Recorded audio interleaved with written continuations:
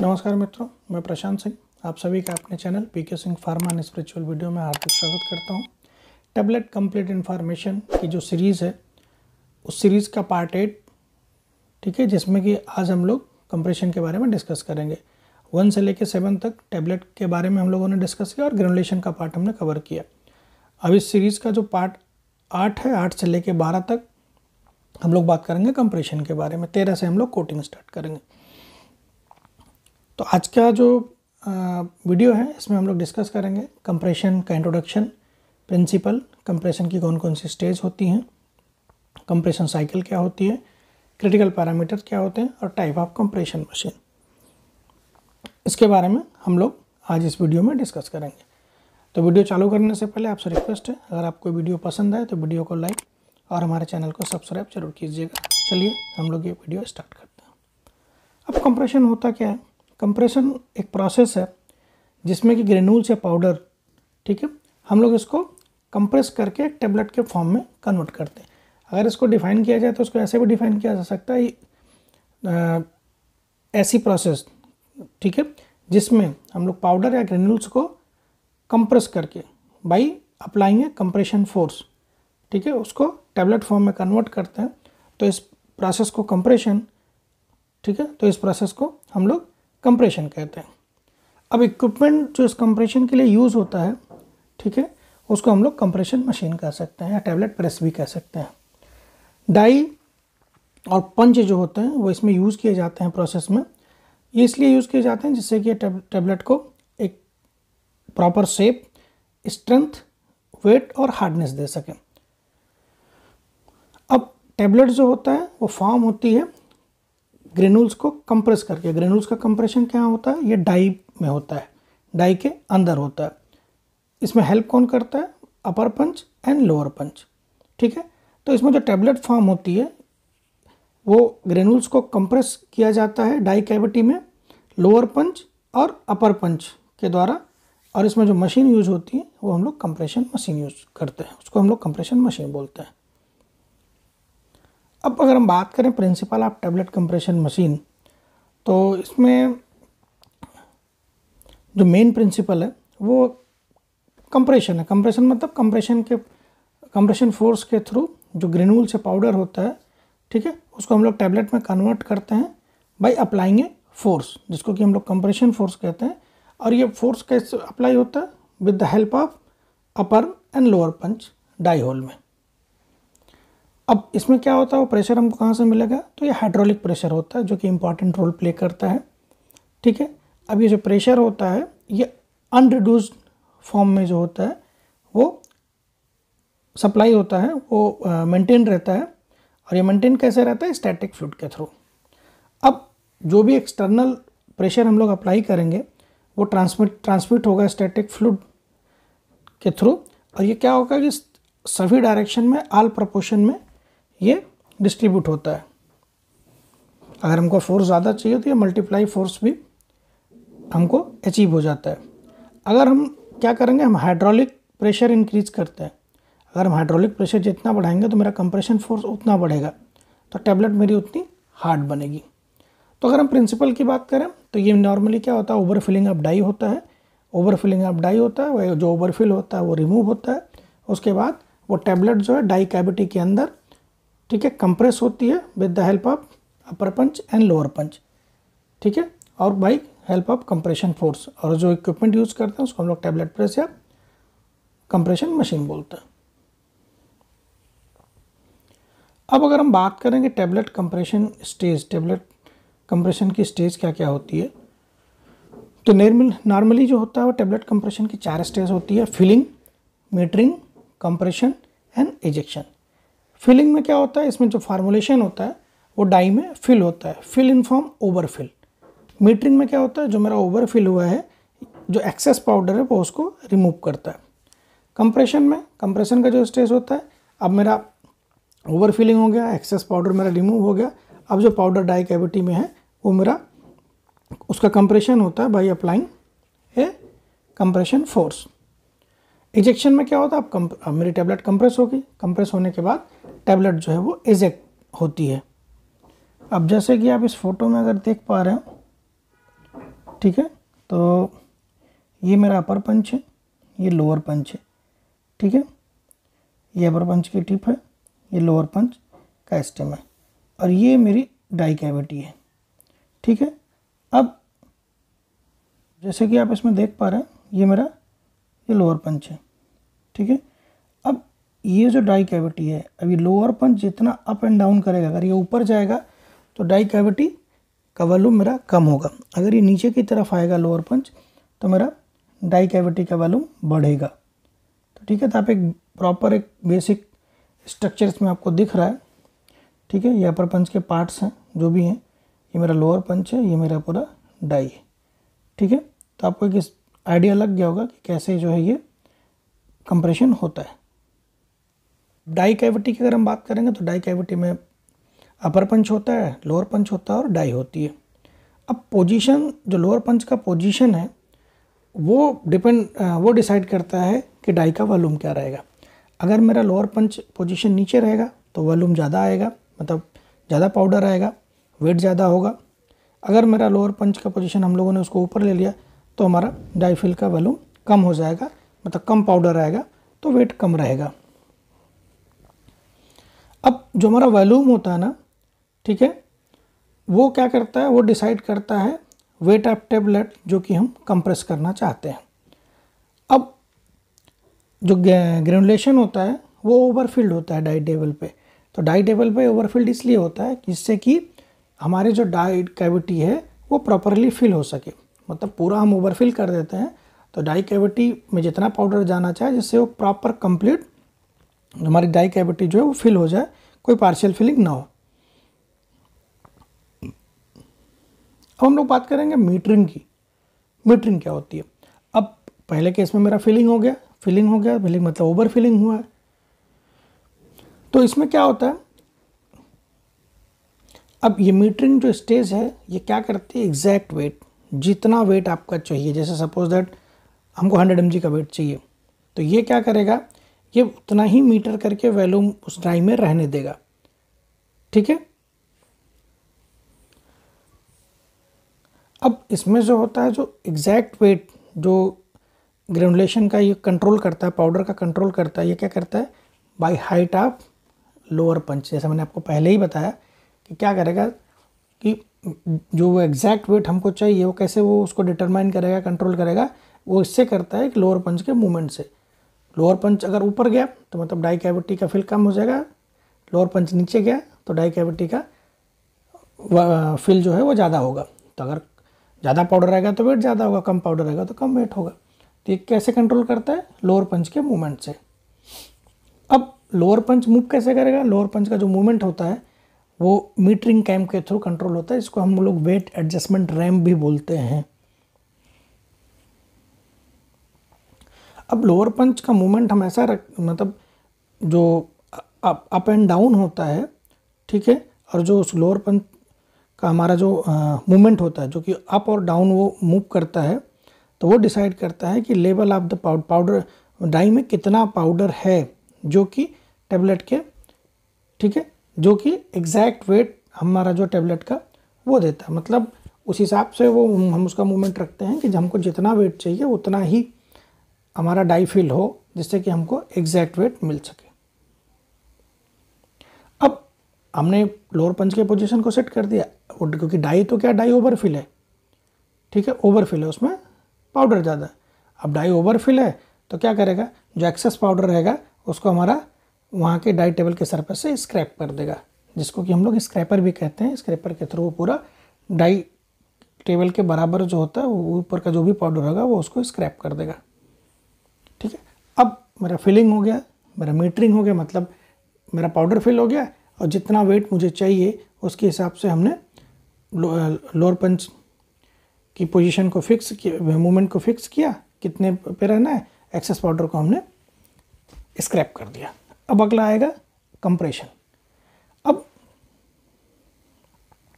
इस स्टेज में एक्चुअल हमारा टेबलेट फॉर्म होता है, क्योंकि इसमें इस स्टेज में हमारा कंप्रेशन फोर्स अप्लाई होता है।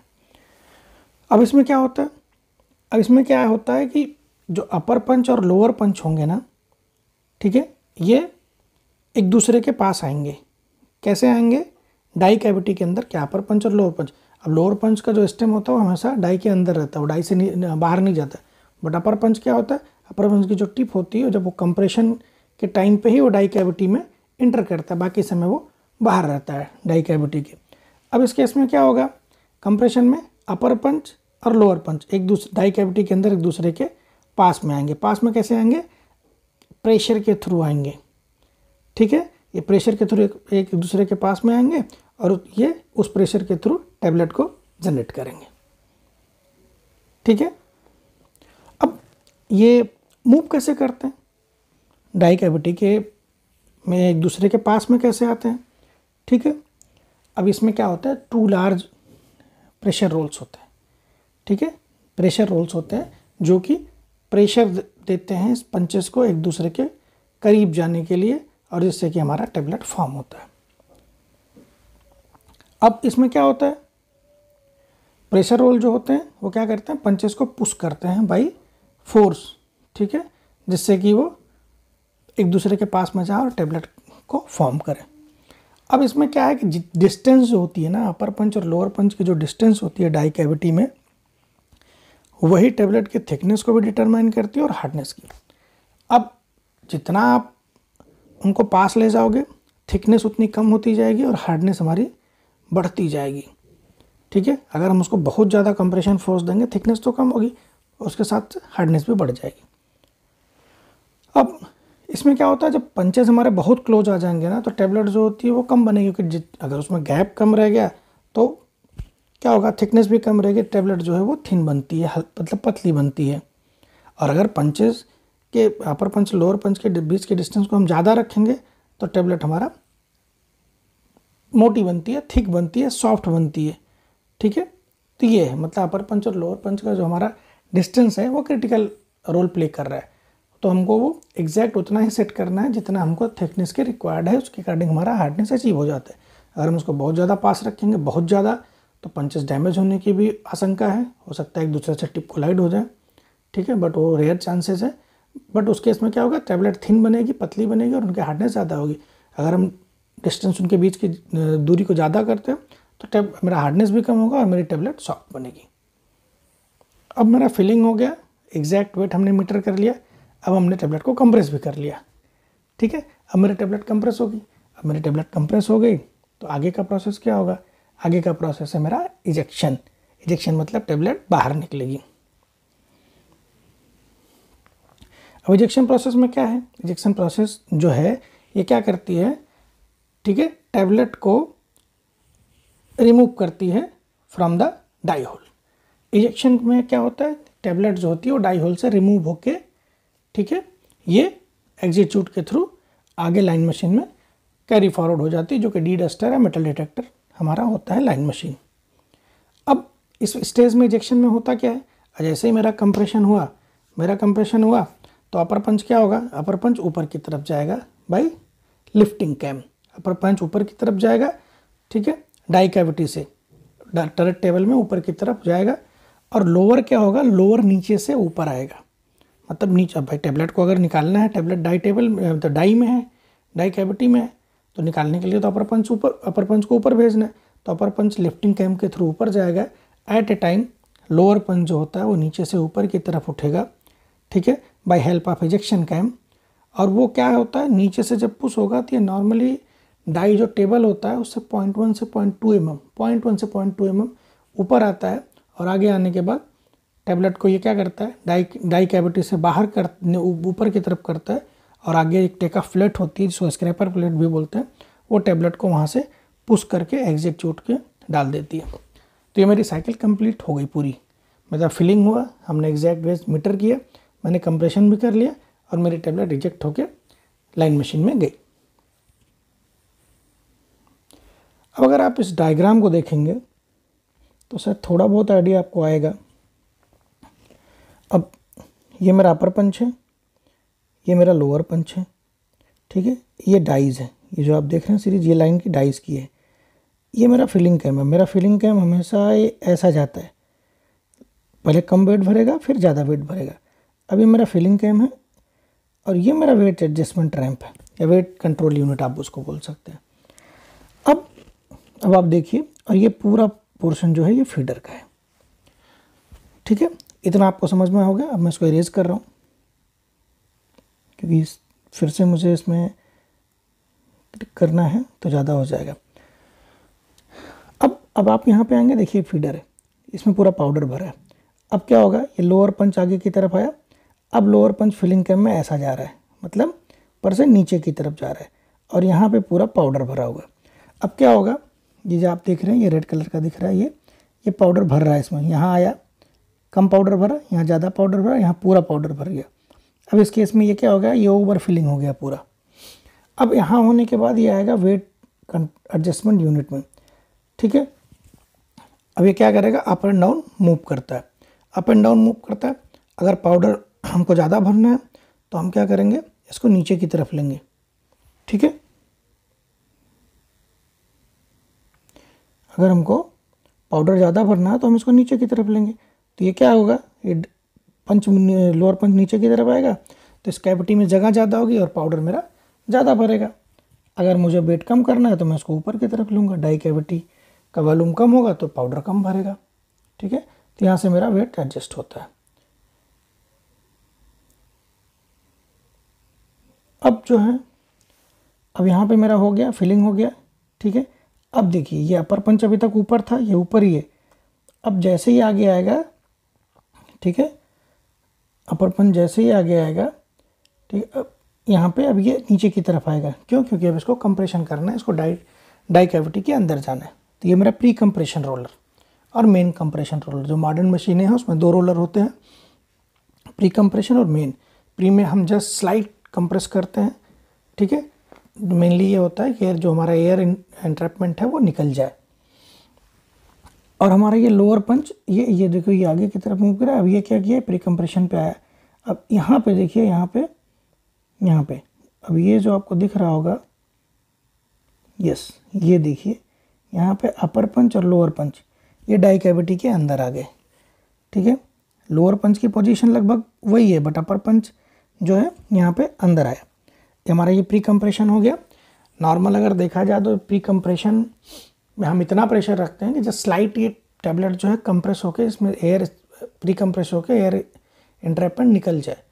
एक कहीं ऐसा फंडा यूज़ होता है कि सपोज दैट अगर मेरी 4 mm की for an example thickness final में रखनी है, तो हम लोग प्री कंप्रेशन में इतना करते हैं, +1 रखते हैं, मतलब इतना कंप्रेस करते हैं कि वो 6 mm एटलीस्ट ज़्यादा फाइनल टाइम पूरा एग्जैक्ट कंप्रेस ना हो, तो हम इतना करते हैं +1 mm थिकनेस यहाँ ज़्यादा रखते हैं। और फाइनल जो थिकनेस का एडजस्टमेंट है वो हम लोग मेन रोलर पे करते हैं। ये आपकी देखिए मेन, यहाँ पे मेन कंप्रेशन फोर्स मेरा अप्लाई होता है। अब आप यहाँ देखेंगे कि ये प्री कंप्रेशन में अपर पंच थोड़ा अंदर गया था, फिर यहाँ आया, फिर देखिए मेन कंप्रेशन में अपर पंच लगभग अंदर गया, प्री और लोअर और अपर पंच। ठीक है, ये दोनों जो है ये रोलर के कांटेक्ट में आएंगे और ये दोनों जो है ये मूव करेंगे और टैबलेट को कंप्रेस करेंगे। अब टैबलेट मेरा कंप्रेस हो गया, जैसे कि आप देख रहे हैं। कंप्रेस होने के बाद अपर पंच जो है ये लिफ्टिंग कैम, अपर लिफ्टिंग कैम के थ्रू देखिए ये डाई कैविटी के बाहर चला गया, और जो हमारा लोअर पंच है वो इजेक्शन कैम के थ्रू ऊपर आया। ऊपर कितना आता है, ये 0.1 से 0.2 mm। अब ये 0.1 से 0.2 mm जब ऊपर आया तो आप देख रहे होंगे टैबलेट अब धीरे धीरे यहाँ पे देखिए थोड़ा है, यहाँ पे और बाहर है, यहाँ पे पूरी बाहर आ गई, क्योंकि इस केस में जो हमारा पंच है वो 0.1 से 0.2 mm ऊपर आया है। अब यहाँ के बाद क्या होता है, जैसे टैबलेट डाई टेबल पे आगे मेरा टेका फ्लैट होती है, ठीक है, या टैबलेट स्क्रैपर होती है, वो टैबलेट को स्क्रैप करके एग्जिट चूट में डाइवर्ट कर देगी। तो ये पूरा एक प्रोसेस था जिसमें हमने देखा कि अपर पंच लोअर पंच मूवमेंट हुआ। ठीक है, अभी सबसे पहले हमारा क्या हुआ, फिलिंग कैम के थ्रू हमारा पाउडर फिल हुआ, फिर हमारा वेट एडजस्टमेंट हुआ, फिर प्री कंप्रेशन में दोनों पंच थोड़ा एक दूसरे के क्लोज आए, उसके बाद फाइनल हमारा मेन कंप्रेशन हुआ, उसके बाद हमारा टैबलेट का इंजेक्शन हुआ।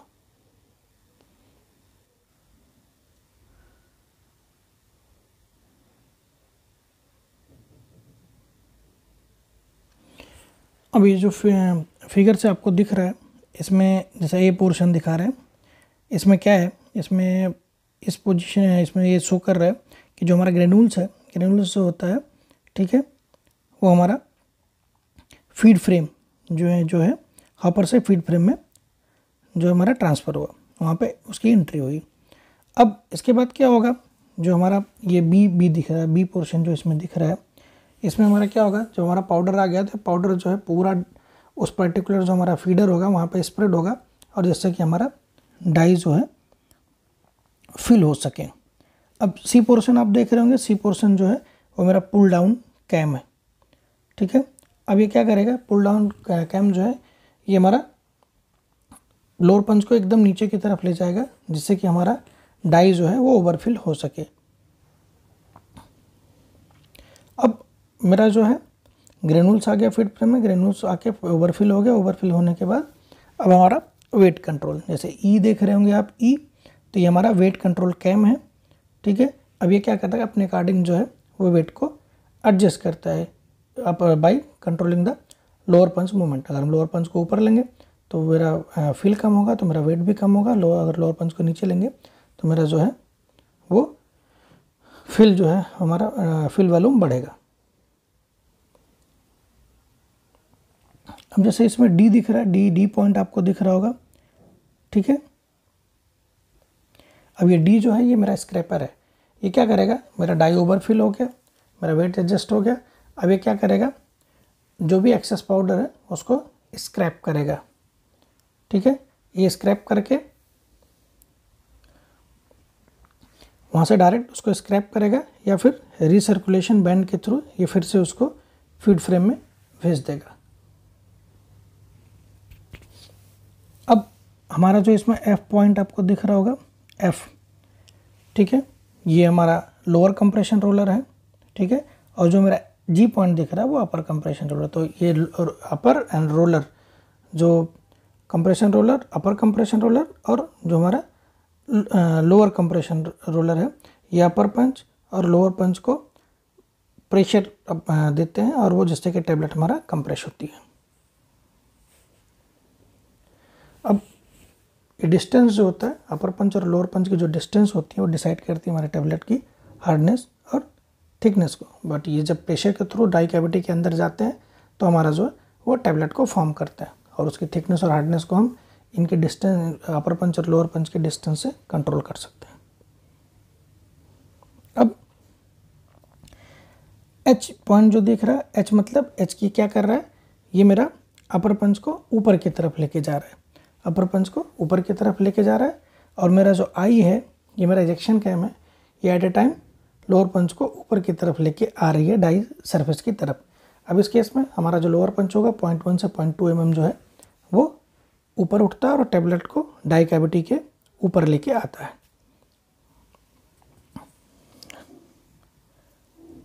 अब इसके बाद जो है हमारा आगे का एक, जैसे टेबलेट मेरी डाई टेबल पे आ गई, फिर टेबलेट को मेरा स्क्रैपर या टेक ऑफ प्लेट या स्क्रैपर प्लेट कुछ भी बोल सकते हैं, वो हमारे टेबलेट को वहाँ से मूव करके एग्जिट शूट में देती है और लाइन मशीन के थ्रू पास होता है,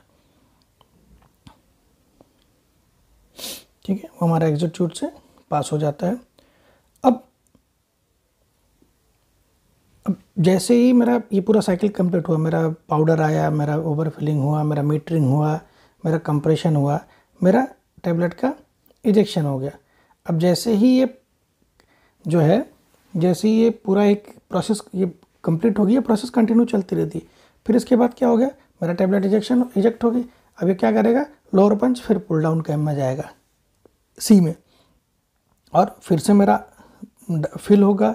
फिल होने के बाद मेरा वेट एडजस्टमेंट होगा, वेट एडजस्टमेंट के बाद मेरा स्क्रैपिंग होगा, स्क्रैपिंग के बाद मेरा फिर से कंप्रेशन होगा, कंप्रेशन के बाद फिर से इजेक्शन होगा, और फिर से ये कंटिन्यू प्रोसेस चलती रहती है।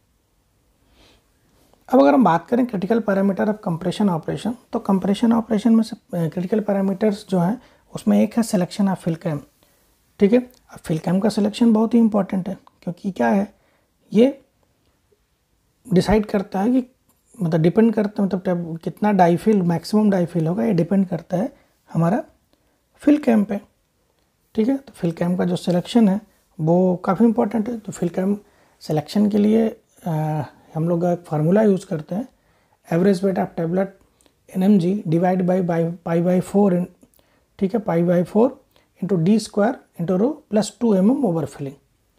तो एवरेज वेट जो टेबलेट का होगा mg में, ठीक है, डी मतलब टेबलेट का डायमीटर प्लस उसकी बल्क डेंसिटी और 2 mm over filling.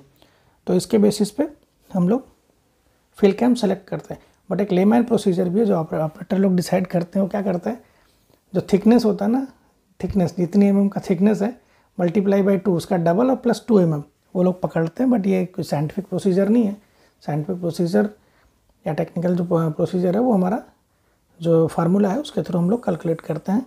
Average weight of tablet in mg divide by pi 4 into D square into rho plus 2 mm over filling. D जो है वो टेबलेट का डायमीटर है और एवरेज वेट जो हमारा टेबलेट का रहता है वो रहता है और प्लस हमारा उसका बल्क डेंसिटी। इसके हिसाब से हम लोग फिलिंग कैम को डिसाइड करते हैं कि कितने mm के टेबलेट में कौन सा हमारा फिलिंग कैम यूज़ होगा। क्योंकि फिलिंग कैम के ऊपर ही डिपेंड करता है ना कि उसमें डाई का जो हमारा फिल वॉल्यूम है वो कितना रहेगा, ठीक है। दूसरा है डेप्थ ऑफ फिलिंग। अब डेप्थ ऑफ फिलिंग मतलब उसमें हमको डेट के हिसाब से कितना चाहिए। आजकल तो मॉडर्न मशीन है, ठीक है, उसके थ्रू हम लोग इजीली रेगुलेट कर सकते हैं। बट फिल डेप्थ भी मेरा एक इम्पॉर्टेंट क्राइटेरिया है, क्योंकि अगर मेरा फिल डेप्थ बार बार कांस्टेंट रहेगा तो वो क्या होगा, एक एग्जैक्ट एक कांस्टेंट टेबलेट वेट हमको दे पाएगा ना। तो क्या होगा, अगर फिल डेप्थ मेरा फ्लक्चुएट करेगा, चेंज होगा, तो वो हमारा इम्पैक्ट करेगा टेबलेट के वेट के ऊपर। कंप्रेशन फोर्स बहुत इंपॉर्टेंट पैरामीटर है, क्योंकि यही क्या करता है, अपर पंच और लोअर पंच की सहायता से अपर कंप्रेशन रोलर और लोअर कंप्रेशन रोल की सहायता से ये पंचेस को डाई कैविटी के अंदर प्रेस करता है और हमारा टेबलेट फॉर्म होता है। और इसी पे हमारा डिपेंड करता है टेबलेट का थिकनेस और हार्डनेस।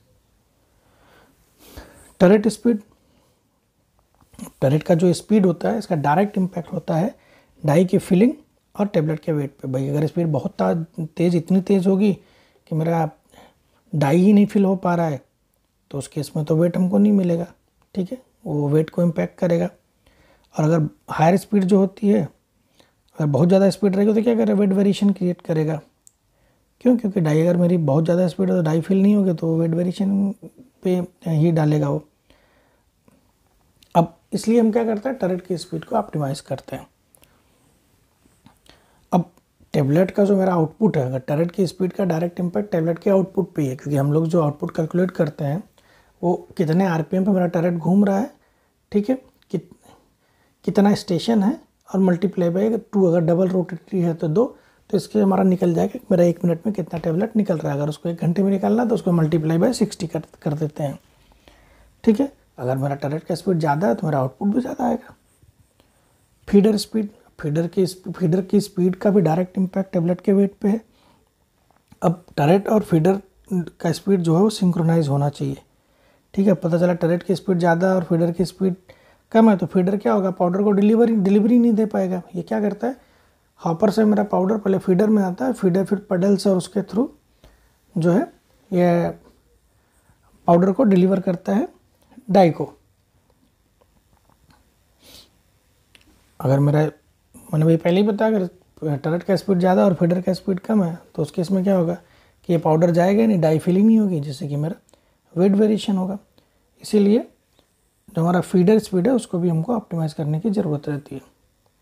अब टाइप्स ऑफ कंप्रेशन मशीन की अगर हम लोग बात करेंगे तो नॉर्मली 2 टाइप में हम कंसीडर कर सकते हैं, सिंगल पंच या सिंगल स्टेशन कंप्रेशन मशीन, या मल्टी स्टेशन या रोटेटरी कंप्रेशन मशीन। ये दोनों उसकी फ़ोटो है।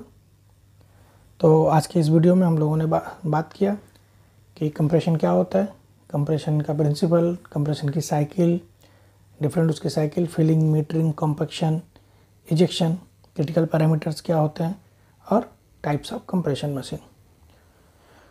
तो उम्मीद है ये वीडियो आपको पसंद आया होगा। अगर ये वीडियो आपको पसंद आया तो वीडियो को लाइक और हमारे चैनल को सब्सक्राइब जरूर कीजिए। अब टेबलेट कंप्लीट इन्फॉर्मेशन पार्ट 9 में हम लोग बात करेंगे सिंगल पंच या सिंगल स्टेशन कंप्रेशन मशीन के बारे में बात करेंगे, उसकी वर्किंग मैकेनिज्म और उसके पार्ट्स क्या होते हैं, उसके एडवांटेज और डिसएडवांटेज। तो ये वीडियो अगर आपको पसंद आया तो वीडियो को लाइक और हमारे चैनल को सब्सक्राइब जरूर कीजिएगा। Thank you very much.